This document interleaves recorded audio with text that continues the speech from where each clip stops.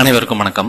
இந்த வீடியோல நம்ம பார்க்க போறது உங்க ஜாதகத்துல இருக்கிற நெகட்டிவ்ஸ், தீமைகள் குறைஞ்சு பாசிட்டிவான விஷயங்கள், நன்மையான விஷயங்கள் கூடணும் அப்படின்னா என்ன பண்ணணும் அப்படிங்கிற ஒரு தலைப்புல தான் இந்த வீடியோவை நம்ம பார்க்க போறோம். இதுல சொல்லப்படுற ஒரு சில குறிப்புகளை நீங்க ஃபாலோ பண்றதின் மூலயமா உங்களோட ஜாதகத்துல இருக்க கிரக சேர்க்கைகள், அதுல இருக்கிற நெகட்டிவான பலன்கள், எண்ணங்கள், குணங்கள், கருத்துக்கள் இது எல்லாமே சீர் ஆகி பாசிட்டிவா மாறுறதுக்கு வாய்ப்பு அதிகம். சோ இதுல சொல்ற குறிப்புகளை கவனமா கேளுங்க.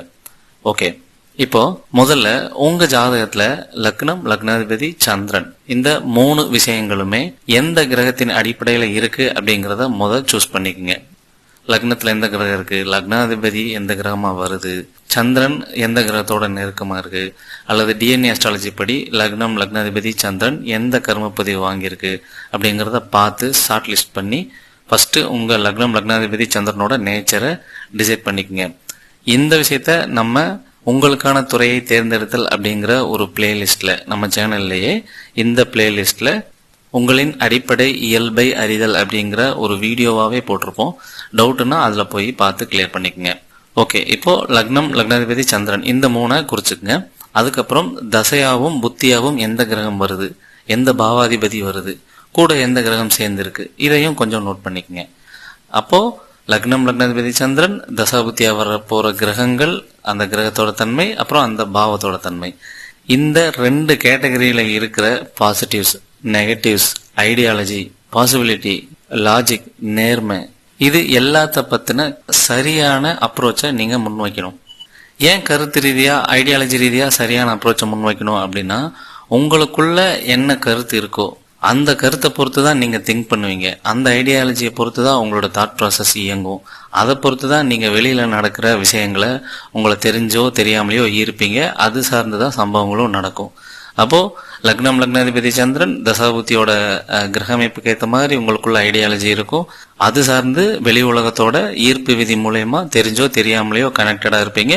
ஸோ அதனால அது சார்ந்த சம்பவங்கள் நடக்கும். இப்படிதான் ஜாதகம் ஒர்க் ஆகுது. அப்போ உங்களுக்குள்ள இருக்கிற ஐடியாலஜி சரியா வச்சுக்கணும் அப்படிங்கிறது ரொம்ப ரொம்ப கம்பல்சரி.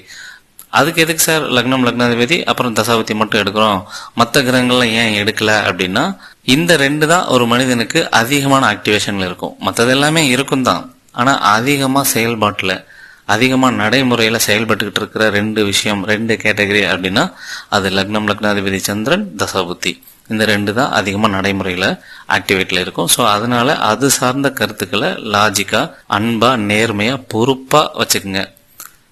உதாரணத்துக்கு இப்போ சூரியனோட கேரக்டர் உங்க லக்னம், லக்னாதிபதியோட இருக்குன்னு வச்சுக்கலாம். அப்போ நீங்க மத்தவங்க மேல ஆளுமை செலுத்துறதுல கரெக்டா செயல்படுறீங்களா, ஓவர் டாமினேட் பண்ணாம இருக்கீங்களா, உங்களோட ஹீலிங் பவரை, சூரியனோட ஹீலிங் பவரை சரியா பயன்படுத்துறீங்களா அப்படிங்கறத உறுதிப்படுத்திக்கங்க. அப்போ ஆளுமை செய்யறது, வழிகாட்டுறது, தலைமை பண்புல இருக்கிறது, இது மாதிரி ஐடியாலஜியில நீங்க சரியா இருக்கீங்களா, நிர்வாகத்துல நீங்க சரியா செயல்படுறீங்களா, உங்க கருத்து சரியா இருக்கா அப்படிங்கிற மாதிரி எல்லாத்தையும் செக் பண்ணிக்கங்க. வேலையும் நடக்கணும், மற்றவங்களையும் துன்புறுத்துற மாதிரி இருக்கக்கூடாது. ஸோ காம்ப்ரமைசிங்கான ஐடியாலஜி உங்களுக்குள்ள இருக்கா அப்படிங்கறத செக் பண்ணிக்கணும். இப்படி எந்த கிரகத்தோட நேச்சர் எல்லாமே தசாபதியோடையும் லக்னம், லக்னாதிபதியோடையும் இருக்குதோ அது சார்ந்த கரெக்டான ஐடியாலஜி, அன்பான ஐடியாலஜி, பக்குவமான ஐடியாலஜி, பொறுப்பான ஐடியாலஜி இருக்கான்றத உறுதிப்படுத்திக்கங்க. இப்போ லக்னம், லக்னாதிபதி, சந்திரன், தசாபுத்தி அப்படின்னு மொத்தம் 5 சொல்லியிருக்கோம் இல்லையா? இந்த 5லையும் சேர்த்து ஒரே ஒரு கிரகத்தோட நேச்சர் தான் உங்களுக்குள்ள இருக்கும்னு சொல்ல முடியாது. ஏதோ 1, 2, 3 இருக்கும்.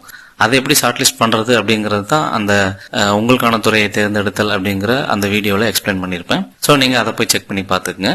அப்போ 1, 2, 3 கிரகத்தோட நேச்சர் உங்களுக்குள்ள இருக்கும். அந்த 3 கிரகத்தோட ஐடியாலஜி, பாசிட்டிவிட்டி, நேர்மை, அன்பு, பொறுப்பு இதெல்லாம் சரியா இருக்குதா அப்படிங்கறத செக் பண்ணிக்கங்க. ஓகே, இது 1. இதுக்கப்புறம் மூச்சு பயிற்சி அல்லது தியான பயிற்சி அல்லது யோக பயிற்சி, இதுல ஏதோ 1, 2 அல்லது 3மே கலந்து பண்ணுங்க. இது என்ன சார், ஜாதகம் செயல்படாம போறதுக்கு மூச்சு பயிற்சி பண்ணணுமா, ஜாதகம் பாசிட்டிவா செயல்படுறதுக்கு தியானம் பண்ணணுமா, பண்ணா சரியாயிருமா அப்படின்னா இது முட்டாள்தனமா இருக்கே, இது என்ன வித்தியாசமான கான்செப்டா இருக்கே அப்படிங்கிற மாதிரி நீங்க யோசிக்கலாம். பட் ஆக்சுவல் ஃபேக்ட் என்ன, அது எப்படி செயல்படுது அப்படிங்கறத இப்ப பார்ப்போம். இப்போ வெறுமனே கருத்துக்களை சரியா வைக்கிறது மூலமா எண்ணங்கள் மட்டுமே சரியாகும். அது நமக்குள்ள ஆழமா பதியணும், நம்ம உடலுக்குள்ள, நம்ம ஆழ்மனதுக்குள்ள, நம்மளோட டெய்லி ரொட்டீனா அது சரியா மாறணும் அப்படின்னா அதுக்கு தான் இந்த தியானம் பயன்படுது. நம்ம தியானத்துல மூச்சு பயிற்சியில அல்லது யோக பயிற்சியில என்ன பண்றோம் அப்படின்னா, உடல் ரொம்ப தளர்வா இருக்கும், அமைதிப்படுத்திடுவோம், நார்மலைஸ் ஆகும், பக்குவப்படும்.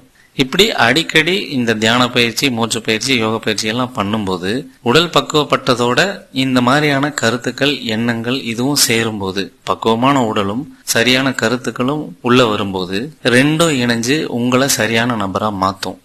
ஸோ ஓவராலா எண்ணங்கள்ல சரியான எண்ணம், அன்பான கருத்துக்கள், பொறுப்பான ஐடியாலஜியை கொண்டு வரணும்.